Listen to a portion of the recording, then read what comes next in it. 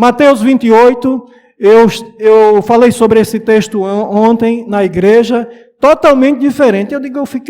Eu fui dormir meia-noite conversando, coitado do pastor Libni e a esposa dele. Quando eu olhei no relógio, conversava, eu gosto de conversar, deu para anotar. A gente olhou no relógio, era meia-noite. Eita, pastor Libni, desculpa aí, vamos dormir. Aí fui dormir. E quem disse que eu dormi? Fiquei mastigando esse texto. O que Jesus quis dizer quando ele diz todo poder me foi dado no céu? E eu fiquei nesse negócio, consegui dormir não, irmão. Foi um negócio sério ontem à noite. Consegui dormir não. Aí eu vou dizer o resultado dessa não dormida de ontem à noite. Aí a esposa acordou, olhou para mim, ficou admirada de eu estar acordado. Aí eu quis contar o que Deus estava me mostrando na meditação da palavra. Ela ouviu e disse, vai dormir que amanhã tu vai se lembrar de tudo. Aí eu fui dormir. E dessa vez eu consegui dormir.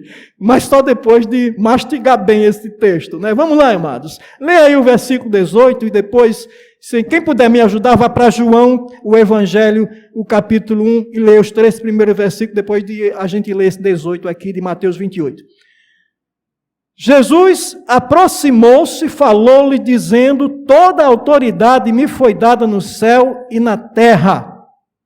Agora alguém encontrou João, o Evangelho? Lê os 3 primeiros versículos. No princípio era o Verbo, e o Verbo estava com Deus, e o Verbo era Deus. Ele estava no princípio com Deus.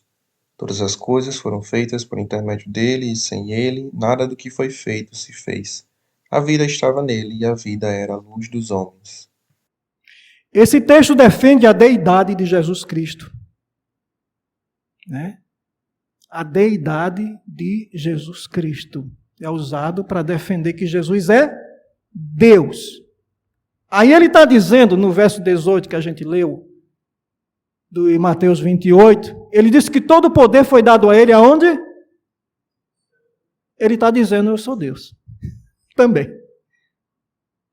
A deidade que João está falando ali, a divindade de Jesus, está dizendo isso também, que ele é Deus. Por quê? Diz que ele estava no princípio com Deus, todas as coisas foram feitas por ele, e sem ele nada do que foi feito se fez. Ele está dizendo que ele estava com Deus no princípio, com o Pai, porque ele é a segunda pessoa da triunidade de Deus. Não é isso mesmo?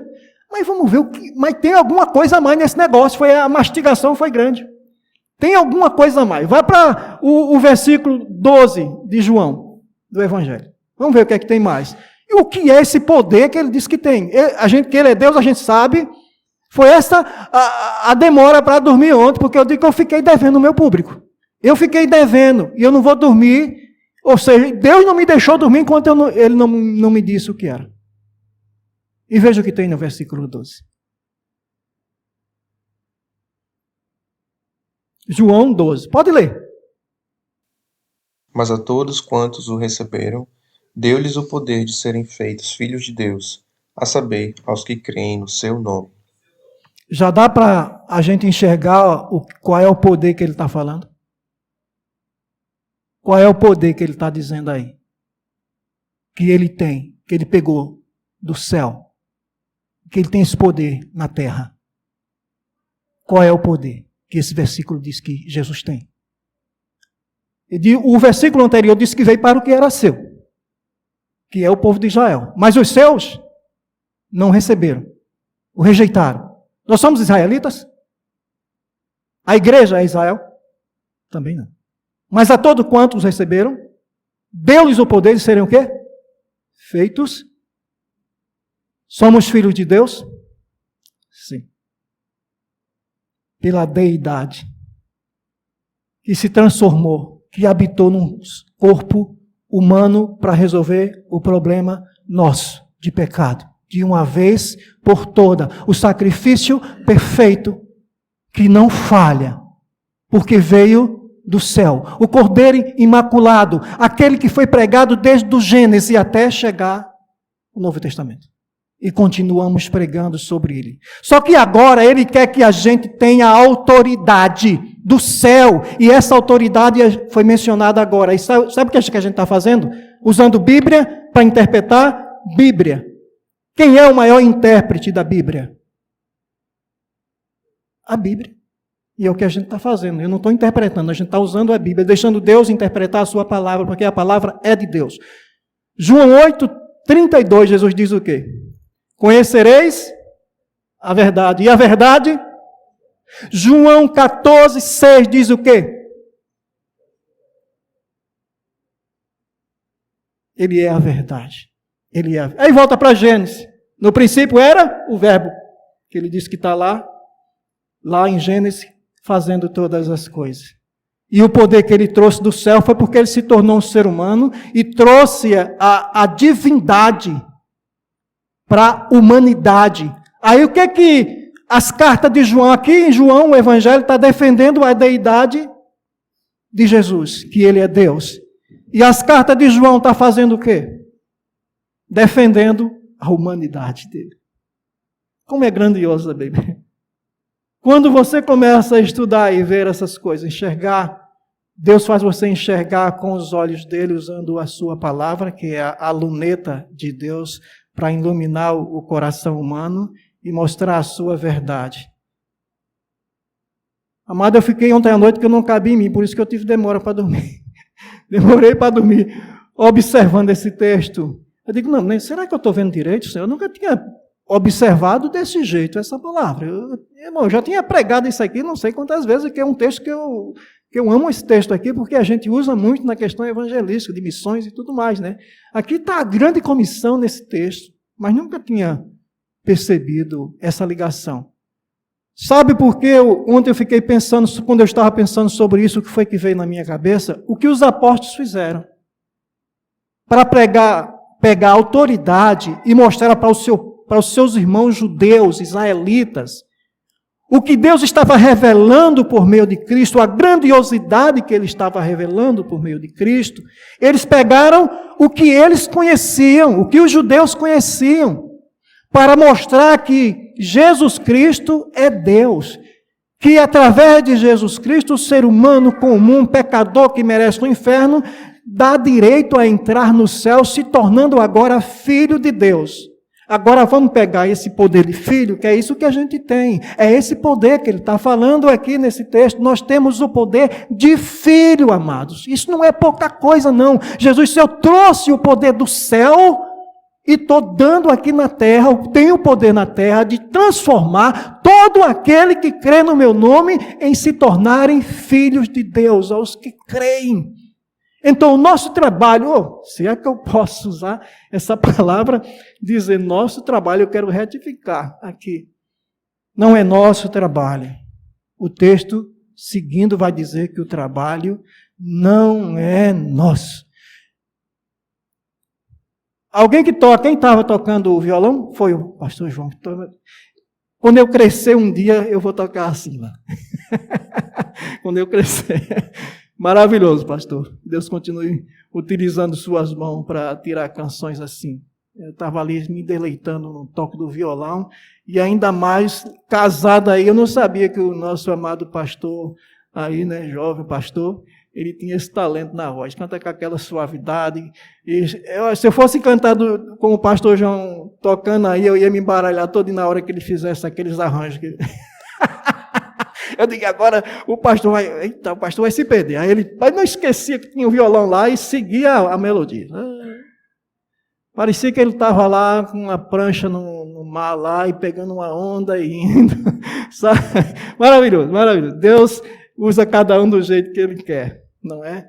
É uma bênção de Deus. Agora vê esse poder que Deus quer de filho na gente. Colocou, implantou o poder de filho na gente. Não é?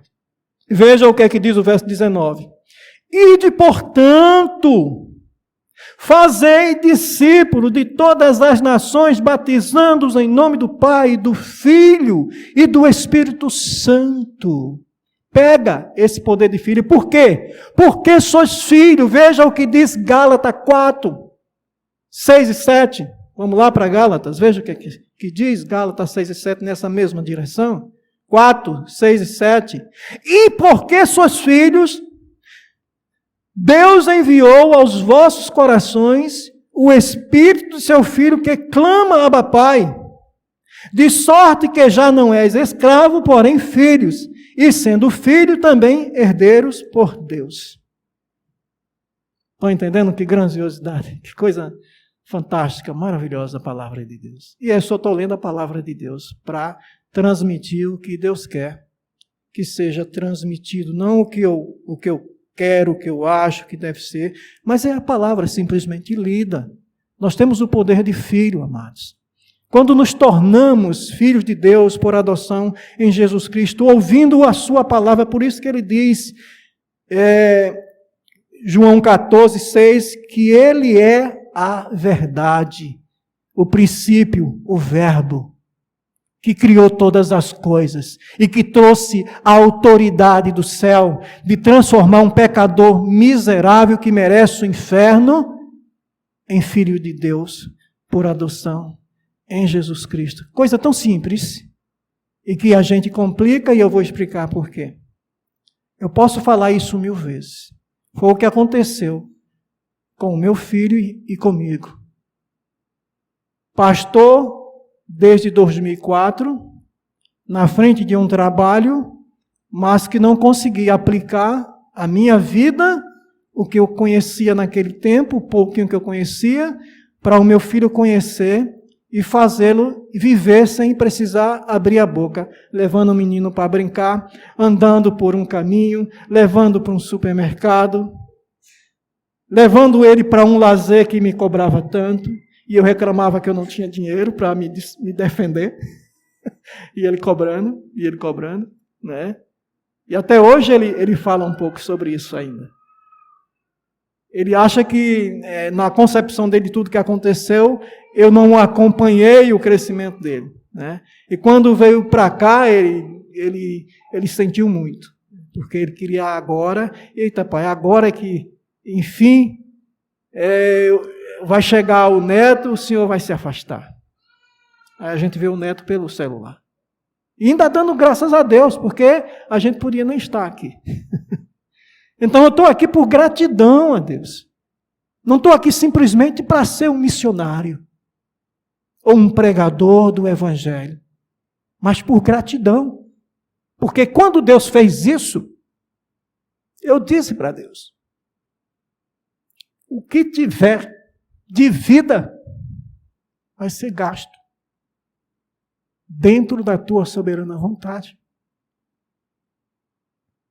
E eu estou num momento grandioso da minha vida, não me segurando nas minhas velhas estruturas, para que Deus possa fazer a sua soberana vontade. Mas vamos lá adiante mais um pouco, vamos ler um pouco mais, acompanhando a grandiosidade dessas coisas que são simplesmente maravilhosas, não é? E Deus é quem as faz da maneira como Ele quer. Veja Romanos 1, 16 e 17. O que diz lá? E leia para mim, quem encontrar. Participe dessa mensagem. Seja um violão de Deus agora, tocando uma canção de forma diferente. Pode ler.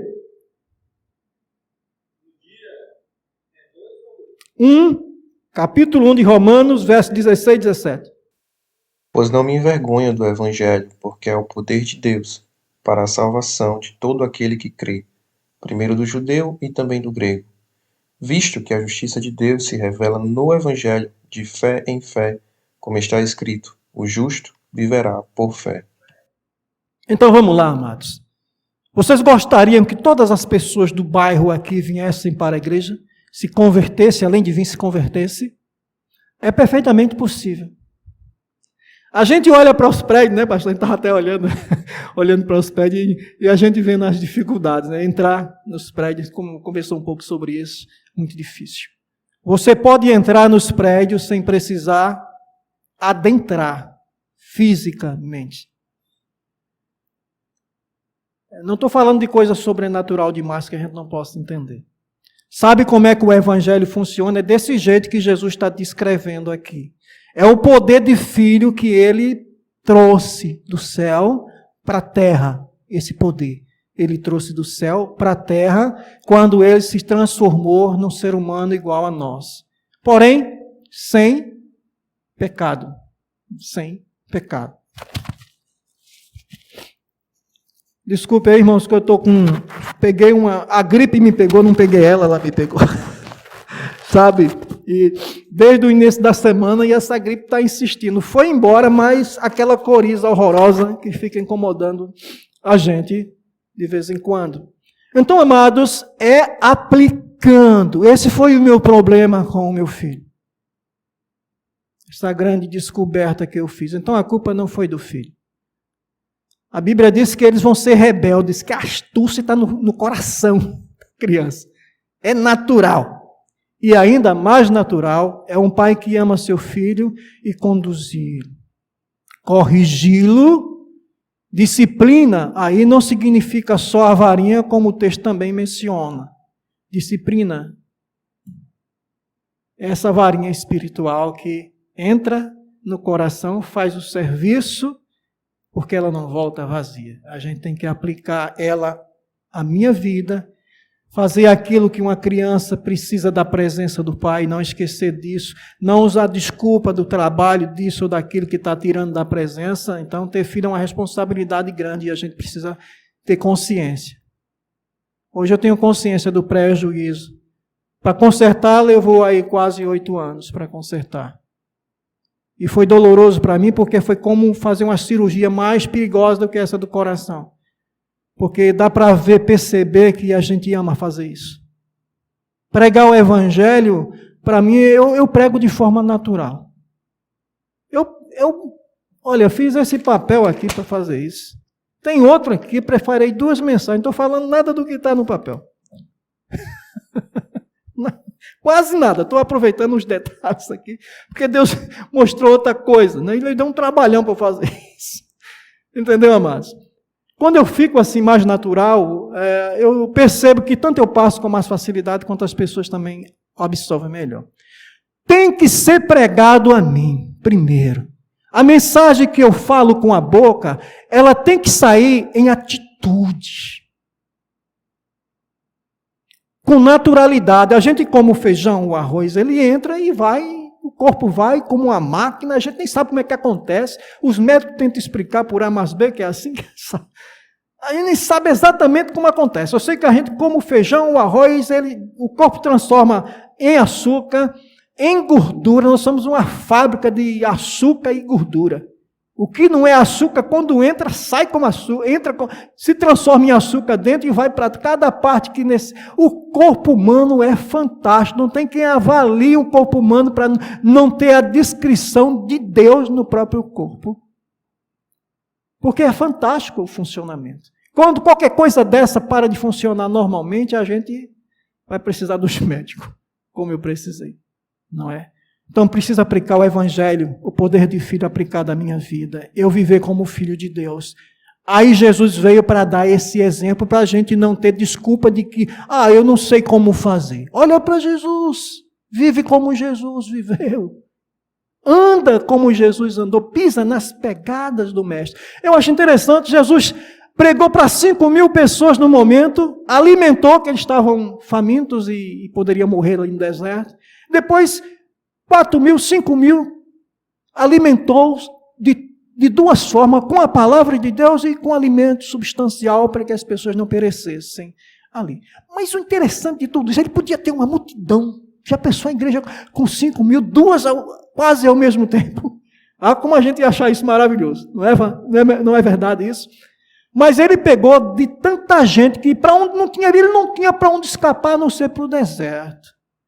Para poder ter aquele momento com o Pai, orar, e nessa subida e descida sempre abençoar alguém. Eu lembro até de um leproso que quando ele estava descendo, capítulo 7, o 8 de Mateus, né?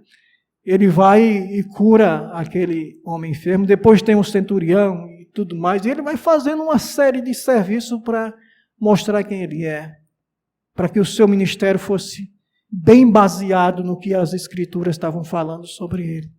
E nós somos filhos, temos o poder de filho que ele deu, a autoridade do céu, e a gente precisa aprender a usar esse poder do céu, essa autoridade do céu. aplicando a minha vida. Se o que eu prego não consegue ser expresso de maneira que eu não precise falar, é só eu chegar e a pessoa perceber que eu sou um cristão. E o pastor João estava falando até de alguém que não conhecia ele, sabe, e pediu uma palavra a ele, porque as pessoas, Deus mostra às pessoas que precisam se encontrar para que possam ouvir a verdade de Deus. E assim, enquanto o evangelho que a gente fala não se expressar na nossa vida, na nossa maneira de viver, no trabalho, na escola, em casa, com a mulher, com o marido com a mulher, com os filhos, enquanto esse evangelho não for mostrado nessa base estrutural que é a família, a gente não vai conseguir pregar o evangelho com a vida. Tem que ser pregado com a vida, porque nós somos filhos de Deus, comprados por um bom preço. Agora, vamos encerrar, porque também a gente vai se alongando e tem coisas aqui que, se brincar, a gente passa a noite. 20, veja o que diz. Agora, depois da gente pegar o poder de filho e ir com esse poder de filho aplicado à minha vida como um exemplo que Jesus é de filho, eu pego esse exemplo de Jesus e aplico à minha vida e vou para onde ele orientar que eu vá. Como Filipe, que o Espírito disse, sobe nessa carruagem, ele não sabe, subiu, simplesmente cumpriu a ordem, subiu, e lá tinha um homem lendo o profeta Isaías, aí ele chegou, entende tu o que lê? Como vou entender se alguém não me explicar? Aí, logo ele foi a pergunta, de quem o profeta está falando? De si mesmo, de algum outro? Ele foi e anunciou Jesus. E foi a primeira e a última vez que Filipe viu aquele homem, depois de batizar, o Espírito levou ele para outro canto. Siga o que Deus está falando. Não tenha medo de fazer a vontade de Deus. Tenha medo de andar fora da vontade de Deus, fazendo o que você quer, o que você pensa, o que você acha. Nunca tenha medo.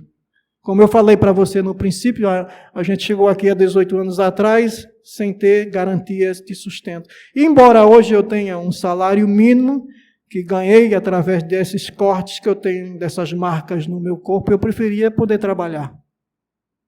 E não ter as marcas. E ter o que eu tinha antes, a saúde. Mas Deus quis assim, eu estou grato, porque estou assim, estou bem. Outro dia eu encontrei, estou no ônibus. Aí eu olhei, tinha um cidadão com a camisa aberta e um tal corte. Ponto safena, amigo. Ele disse, como que está? O senhor está bem? Ele disse, meu irmão, eu não estou muito bem. Está sentindo alguma coisa? Dou, meu irmão. Foi que houve? Está quanto tempo de cirurgia? Eu estava com menos tempo e ele com mais. Eu estou com 8 meses. E por que está assim? Ele disse, não, porque o médico deu um conselho para o senhor passar 90 dias sem dormindo só de barriga para cima. Eu disse, foi. Ele deu. E o senhor cumpriu? Eu disse, graças a Deus eu cumpri. Ele disse, eu não cumpri não. Aí eu estou assim, eu estou cheio de dor. Vou ter que fazer cirurgia de novo para consertar, porque esse dormir de lado que eu dormia, se fizesse isso, então soltava aqui, que está tudo costurado aqui, viu? O médico disse que depois desses 3 meses começava a calcificar, e ficava uma peça só, mas é uma linha de aço, ou então argolas que prende aqui, que isso é literalmente cerrado. Vai até aqui a barriga, sem falar nas pernas que começa daqui até abaixo do joelho. E uma veia minha não prestou, estava meio frágil, e teve que abrir a outra. Eu fiquei com 2 pernas, parecendo um robô, andando assim por um bocado de tempo. Mas eu estou bem. E prego nos âmbitos, então, outro dia eu peguei um ônibus, fui para Pernambuco fazer umas coisas lá, e fiquei orando, né? E nesse dia nem deu tempo de pegar literatura. Peguei um ônibus, até o Cetro, é Cetro? Cetro. 14 horas de viagem. Que é 8 normal, né? 14 ele gastou. Aí tudo bem. Aí fui conversando com o outro. E, senhor, né? Eu quero dar uma palavrinha aqui. Aí chegou em Arapiraca que eu não consegui me levantar. Aí chegou, ele vai ter que parar para o almoço, né? Aí não parou. Eu disse, sério, não parar. Aí eu me levantei. Só vi cana e vai parar mais não, né? Aí fui lá. Boa tarde, pessoal. Meu nome é Marcos, sou missionário, estou em tal lugar, estou em Sergipe agora e tal, mas estou indo para Pernambuco, tem uma casinha lá, vou resolver uns probleminha e tal. Mas eu quero aproveitar esse tempo que vocês vão descer aonde? Rapaz, tinha que descer em Natal. O pessoal reclamando, eu já estou há 3 dias, você vem de São Paulo, não estou aguentando mais não. Aí, enfim, eu digo, olha, minha gente, hoje a gente vai trazer aqui uma mensagem de Deus e pode ser que o motorista pare. Se Deus quiser, ele vai parar, viu? Aí, se ele parar, a gente dá aí o tempo do almoço, meia hora ou menos, né? Aí, quando é assim que terminar o almoço, aí, 5 minutos de descanso para todo mundo, aí eu começo de novo, viu? Eu terminando isso, o ônibus diminui a velocidade e parou. Eu digo, bem, gente, Deus ouviu a voz de vocês, estão com fome, então deixa eu mandar o motorista parar. Vamos descer, vamos almoçar, depois a gente começa. Aí, meu amado, você acredita que eu fui pregando até perto da rodoviária de Maceió? Sabe? Eu tive pena do pessoal, não preguei mais não. Dali para lá eu deixei a viagem seguir, mas já tinha pregado para todo mundo e foi uma benção. E é assim, eu gosto mais de andar de ônibus do que de carro pequeno, porque aí tem muita gente e dá para alcançar mais pessoas, né? Mas vamos lá, continuando para encerrar, verso 20 que eu disse, ensinando-os a guardar todas as coisas que vos tenho ordenado, e eis que eu estou convosco todos os dias, até a consumação dos séculos. Amém. Por isso que eu quero retificar o que eu disse antes, que a gente faz alguma coisa nesse trabalho. Fazemos nada. Manda o violão tocar sozinho, o Senhor João de Deus lá. Toca violão, vai, aquela canção que o João estava tocando, vai, toca. Toca não, irmão. A gente só faz a obra de quando Deus toca na gente, feito o João tocou ali no violão. É por isso que eu estou conseguindo dizer alguma coisa e vocês estão ouvindo e entendendo alguma coisa. Eu estou apenas lendo a Bíblia e fazendo aquilo que a Bíblia faz, interpretar a si mesmo. Agora vá para as bem-aventuranças e vejam, porque ele está dizendo que é todas as coisas que ele tem ensinado, certo? Vamos ver o que é que ele está ensinando no início desse evangelho. Versículo 3 diz, bem-aventurados os humildes de espírito, porque deles é o reino dos céus. Bem-aventurados os que choram, porque serão consolados. Bem-aventurados os mansos, porque herdarão a terra. Bem-aventurados os que têm fome e sede de justiça, porque serão fartos. Bem-aventurados os misericordiosos, porque alcançarão misericórdia. Bem-aventurados os limpos de coração, porque verão a Deus. Ele está falando aqui da pessoa que vai morar no reino de Deus. Lembra que é para Israel, Israel esperava o reino. Não é isso? Ele está falando do cidadão do céu. Dando as características daqueles cidadãos que vão entrar no céu. Quando ele diz ensinando a guardar todas as coisas que eu vos tenho mandado, ele está mandando voltar para o início do livro. E são as bem-aventuranças. Para que as pessoas saibam o que é que elas vão receber. E a ideia desse texto aqui das bem-aventuranças não é a ideia simplesmente que o cara tenha felicidade, está extasiado de felicidade. Não é só, tem muito mais do que isso no texto. É a ideia, a pessoa, o Filho de Deus que está trabalhando com essa visão desse bem-aventurado que Jesus está descrevendo aqui, porque ele trouxe isso de lá. E ele disse que está preparando a cidade. É João que fala isso, né? 14. Está preparando as mansões para que esse cidadão seja bem recebido. E a ideia dessa pessoa que trabalha dessa forma que o capítulo 5 aqui de Mateus está dizendo, é de quem chega diante do rei, imagina a cena, chega diante do rei, aí o rei cumprimenta ele como um bem-aventurado, está entendendo? A ideia de quem trabalha aqui no capítulo 5, que Jesus descreve, é de chegar diante do rei, e ele vai dizer, bem-aventurado, cumpriu com aquilo que eu te enviei para fazer. Está entendendo? É isso que Jesus está mandando ensinar. Que as pessoas que vão morar no céu têm essas características. Que eles trabalham com essa visão de reino. De chegar diante de Deus. De ser cumprimentado pelo Senhor. Pelo seu serviço. Pelo serviço que Deus fez nele. Estão entendendo como é, amados? Missões. É isso. É você se colocar diante de um Deus que está acima, muito acima da gente, que tem todo o poder no céu e na terra, mas ele foi muito além disso. Jesus é o Filho de Deus, Jesus é Deus. E a maneira como ele gostava de se descrever me impressiona cada vez que eu recito. Porque o Filho do Homem não veio para ser servido, mas para servir e dar a sua vida em resgate de muitos. Jesus, sendo Deus, ele se fez servo. Se você ler o capítulo 3 do Evangelho de João, você vai ver ele com a bacia d'água, né? uma toalha e lavando os pés dos apóstolos. E depois de fazer esse procedimento, vocês entenderam o que eu acabei de fazer com vocês? Vocês me chamam Senhor e Mestre de vocês. Faz isso muito bem, eu sou o Senhor, eu sou o Mestre de vocês. Sendo Senhor e Mestre de vocês, lavei os pés de vocês. Estão entendendo? Eles entenderam? Nada. Jesus está dando uma lição de humildade e do tipo de liderança que Ele quer que a gente exerça. Ele disse, se alguém quiser ser grande, né, uma pergunta que surgiu, né, quem vai sentar à tua direita? Coisa do tipo. E se alguém quiser ser grande, Ele disse, seja servo de todos. Nós precisamos aprender a ser servos, como Jesus. Nós precisamos ser filho de Deus como Jesus, aprender a ser filho de Deus como Jesus. Nós precisamos ir para a crucificação e ver como foi que Ele agiu no momento que Ele iria partir. Entregar a sua vida por aquelas pessoas. E me impressiona, porque aconteceram as coisas que depois de um tempo eu fiquei envergonhado com a minha atitude como cristão. Aconteceu uma cena lá em Pernambuco, nesses 8 anos, a gente chegou, depois de 10 anos de trabalho, cheio de problemas, cheio de luta, a nossa casa não deu para levar no caminhão, ainda está aí para vender, ainda está aí, não ficou, a casa não deu para levar.